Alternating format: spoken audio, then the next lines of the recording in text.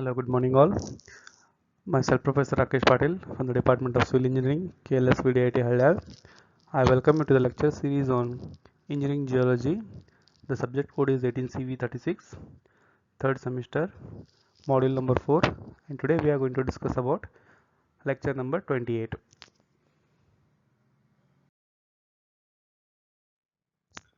So before proceeding to the today's class, I would just like to brush up the things which we have discussed in the previous class.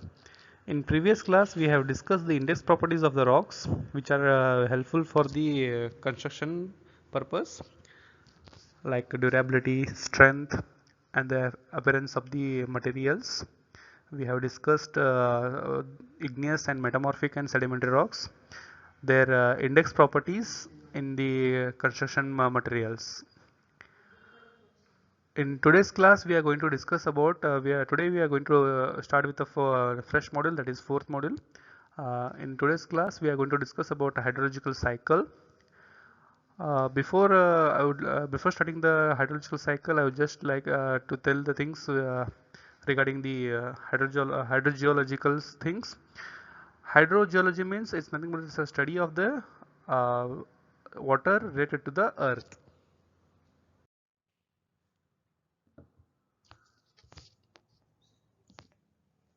Hydro means water, geo means earth, logy means study. So basically we are discussing about the water, surface water as well as subsurface water in this particular module. As we all know, the water is exists on the planet of earth in all three different forms, are gaseous, liquid and solid forms, and it is circulated mainly by solar energy or a solar force. The hydrological cycle has no beginning or end, as the water in nature is continuously kept in cyclic motion. However, for the purpose of a description, the cycle may be visualized to commence with the precipitation from the atmosphere.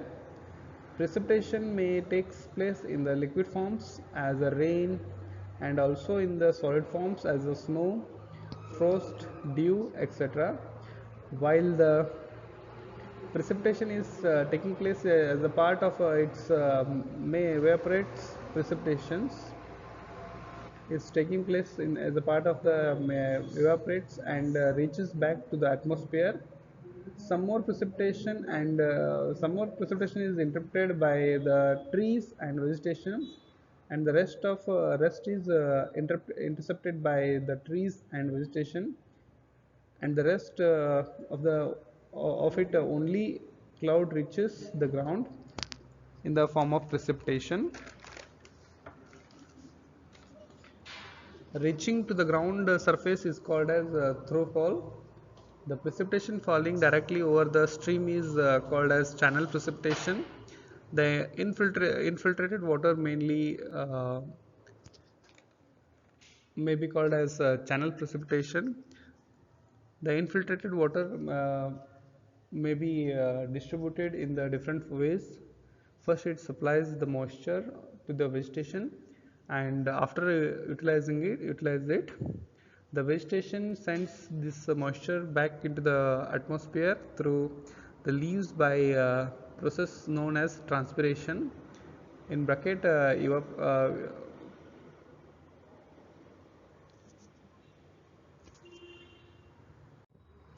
is also known as evapotranspiration. The groundwater runoff is sometimes referred as a base flow.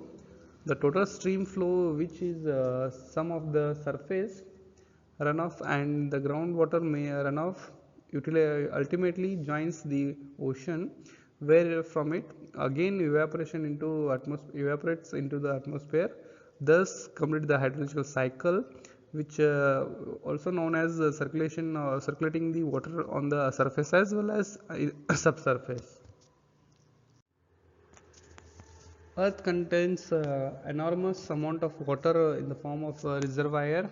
Water exists in the atmosphere, lithosphere and hydrosphere and biosphere. Among all these segments, water masses are continuously circulations it is in general called as a hydrological cycle. It is also called as world's great water cycle, since the driving wheel for all the movements of available water resources on the planet Earth. It is necessary to identify the cyclic and circulating routes of the masses in all the spheres of the earth. Several processes and factors are involved in the driving the global water circulation. This lesson is aimed to highlight the world's water cycle with all components and contributions. The planet Earth is called as a water planet. It is due to the fact that Earth is probably the only planet in the solar system which has the huge masses of water. On the planet Earth, the primitive life got originated only from the water masses. The most of the Earth surface is covered with water. Water exists in all the segments of the earth. The atmosphere is the sphere of water on the earth. The discontinuous layer containing both fresh water and saline water. The subject hydrology deals with the aspects of the hydrological cycle. Concept of the hydrological cycle: water gets transferred from the liquid to solid, solid to liquid, liquid to vapor, vapor to liquid, and vapor to solid state. The sun radiation accelerates due to the gravity ability of the water to flow, and several other properties of water makes this transformation more effective and regular. The basic input to the world's water masses comes from precipitation. Precipitation, rain or snowfall, overland process like infiltration and percolation moves the water down to the groundwater system. Some amount of water flows towards the sea as a runoff. Some surface water collects in lakes, ponds, swamps, seas, and oceans, gets evaporated into the atmosphere. The vegetation transpiration transpires the water collected from the solid soil moisture.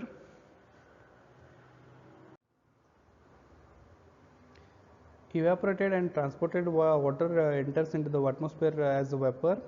Collected water vapor gets condensed to form the clouds. Clouds move towards the land and starts precipitation again. This process continues. This endless circulation of water is known as hydrological cycle.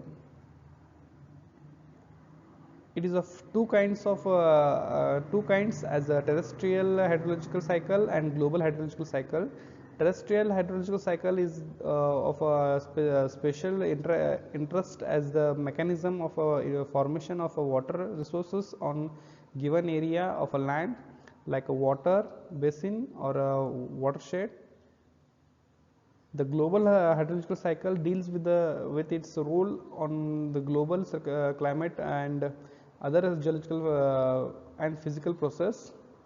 It's obvious that the role of a different process involved in the hydrological cycle and and their description have to depends on the chosen special temporal scales. The components of hydrological cycle: circulation of water masses seen in the spheres of the earth involves several factors and components. The major components or elements of the hydrological cycles are precipitation, evaporation, transpiration, evapotranspiration, surface runoff, condensation, infiltration, groundwater base flow, sublimation, interceptions.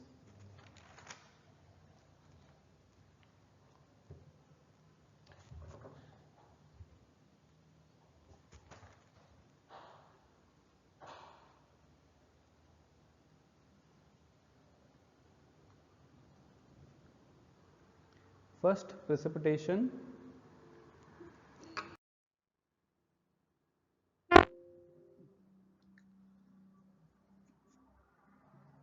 This is all about the movement of water on the earth. Hydrological cycle is also called as water cycle. It deals with the origin and distribution of water on a globe. Complex pathway includes passage of water from gaseous stage into the atmosphere to ocean, lakes and rivers. So this is the hydrological process which includes evaporation, condensation, precipitation, interception, precipitation, infiltration, percolation, transportation, runoff and storage. So first is evaporation. It occurs when water changes from liquid state to gaseous state. Evaporation occurs on the water surface like lakes, sea, etc. Evaporated moisture is lifted into the atmosphere, but some vapor always exists in the atmosphere. Condensation. Condensation is the process by which water vapor changes into the water. Water vapor condenses to form the dew, fog or clouds. Condensation takes place due to cooling of air.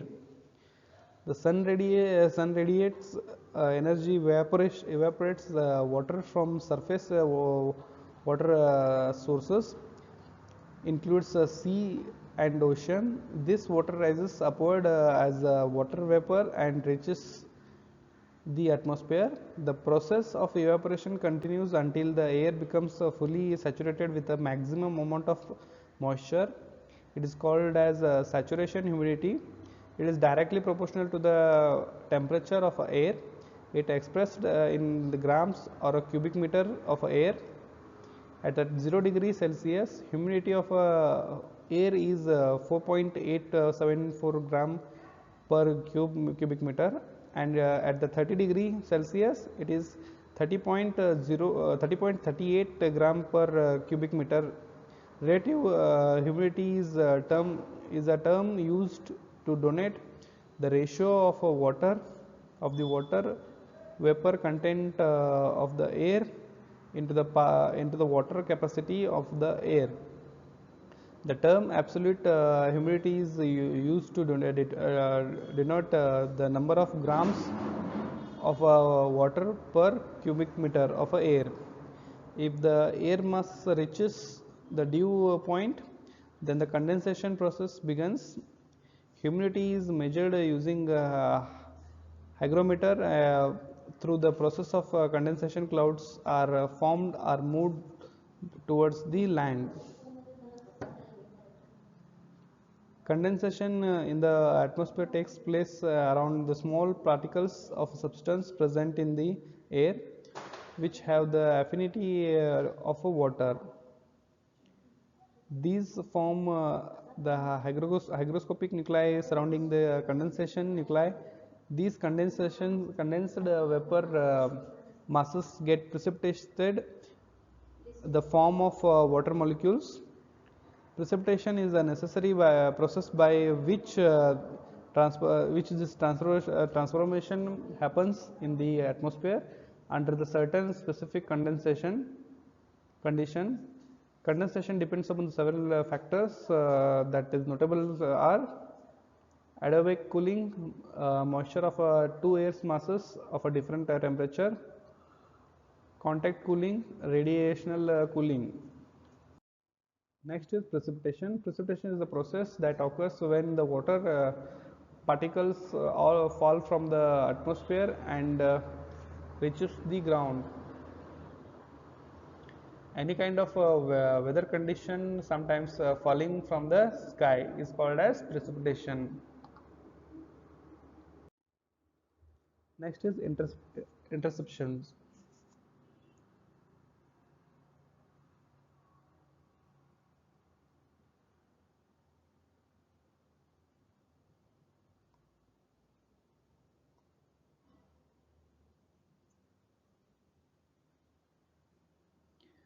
Interception is the process of retaining water on the leaves of a vegetation. A small amount of rainfall is intercepted by vegetation. The rainfall which is not intercepted is known as through fall. The water which reaches the ground via steps in the and thanks is called as stream flow. These are the three main components of interception. When rainfalls onto forest land, proportional of it's intercepted by the canal and evaporates back into the atmosphere. This water is not playing any role in the terrestrial portion of the hydrological cycle. This is called Kenoi interception loss. Interception can be amount of 15 to 50% of precipitation, which is significant part of the water balance all through the interception storage to 15 to 50% of precipitation. It generally is small. The number of times that storage is filled and depleted can be large. That interception flux is generally of the same order magnitude as the transpiration flux.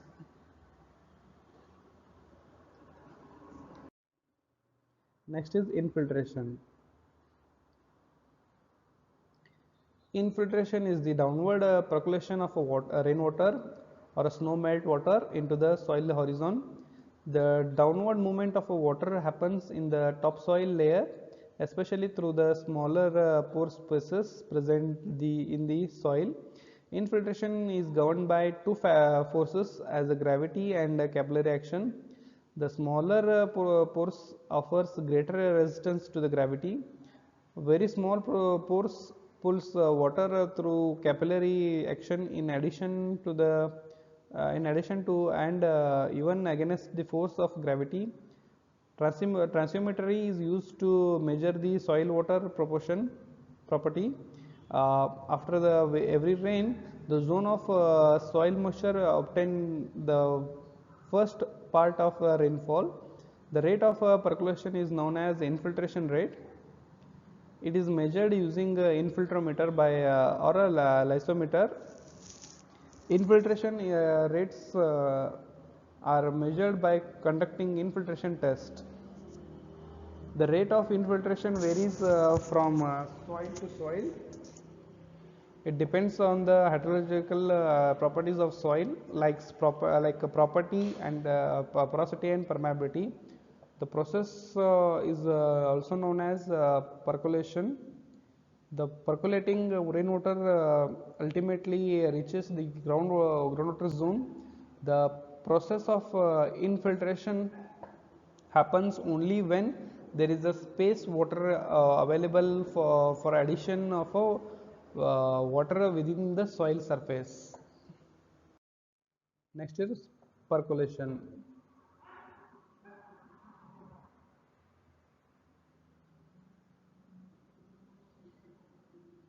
Percolation is the movement of water through the soil due to gravity and by capillary force. All ground water originates as a subsurface water.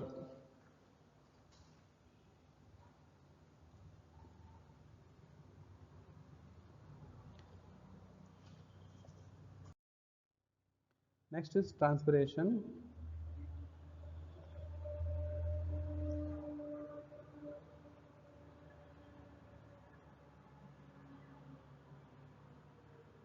Transpiration is the process of the releasing the water absorbed by plant through their root system after utilizing the nutrients for building their tissues.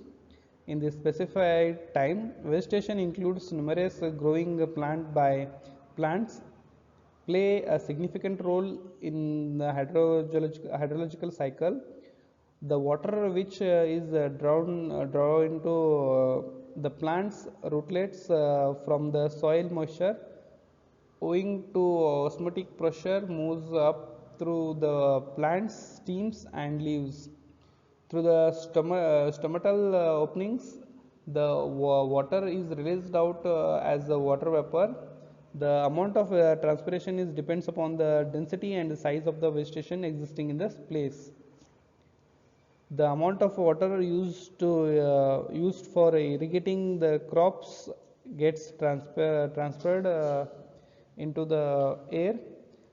Transpiration is dominant during the growing season of crops in agricultural land. Most of the most of this happens during daytime when photosynthesis is active in plants. Transpiration is limited due to storage of soil is same places. The controlling factors of transpirations are temperature, solar radiation, wind and soil moisture. Wind and soil moisture. It is a process. It is a biological process that occurs mostly in the day. Water inside the plant transferred into the atmosphere as a water vapor. Only small portion of the water retained by the plants. Next is runoff.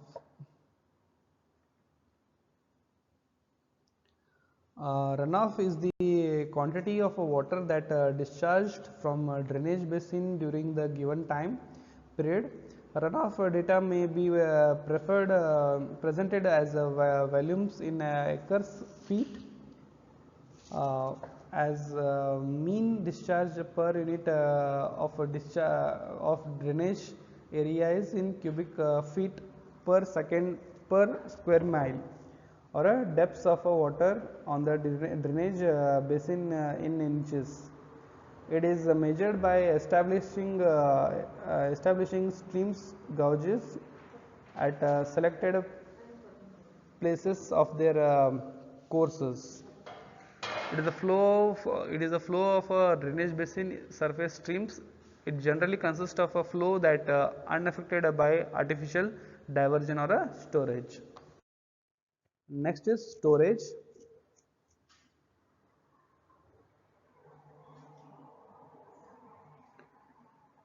There are three basic water storage places: in atmosphere, on the ground surface and in the ground. Surface storage places are ocean, lake, reservoir, glacier. Underground storage occurs in the soil, in the cracks of the rocks and the aquifers. Next, these are some additional importance for the hydrological cycle, that is flood and droughts. Uneven distributed distribution and movement of water can cause extreme phenomena such as flood and droughts. So that's all from today's class. Thank you very much. In next class, we'll see the how surface water will run to the groundwater. Thank you very much.